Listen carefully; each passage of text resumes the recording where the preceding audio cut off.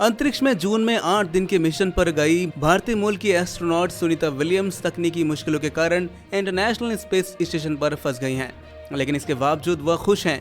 अमेरिकी space agency NASA के इस मिशन में विलियम्स के साथ गए एस्ट्रोनॉट बुच विल्मो भी ISS पर मौजूद हैं। उनका यह मिशन 8 महीनों के लिए आगे बढ़ चुका है, मतलब एक्सटेंड कर दिया गया है। इन दोनों एस्ट्रोनॉट्स को लेकर गया स्टारलाइनर स्पेसक्राफ्ट पिछले सप्ताह धरती पर विलियम्स और विल्मोर के बिना वापस आ गया था। अब ये दोनों एस्ट्रोनॉट्स अगले वर्ष फरवरी में स्पेसएक्स की क्रू 9 फ्लाइट से वापसी कर सकते हैं। विलियम्स ने एक वीडियो प्रेस कॉन्फ्रेंस में धरती पर वापसी में हो रही देरी पर अपने विचार साझा किए। उन्होंने ISS को एक खुशगवार स्थान बताया। विलियम्स का कहना था कि उनके पिछले अनुभव के कारण अंतरिक्ष में जीवन को लेकर एडजस्टमेंट मुश्किल नहीं है।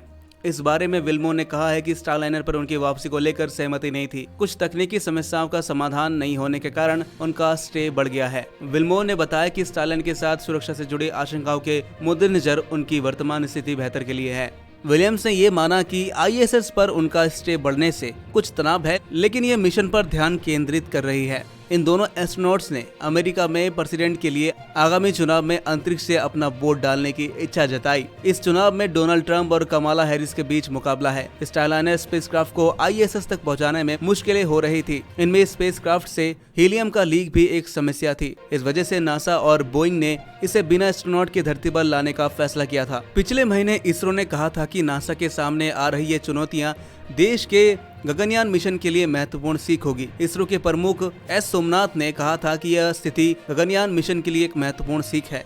इस ह्यूमन रेटेड रॉकेट की पहली टेस्ट फ्लाइट इस वर्ष के अंत में होने की संभावना है।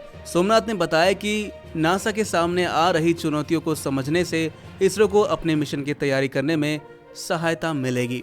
दोस्तों, ऐसी न्यूज से अपडेट रहने के लिए हमारे इस चैनल को सब्सक्राइब जरूर कर लीजिएगा।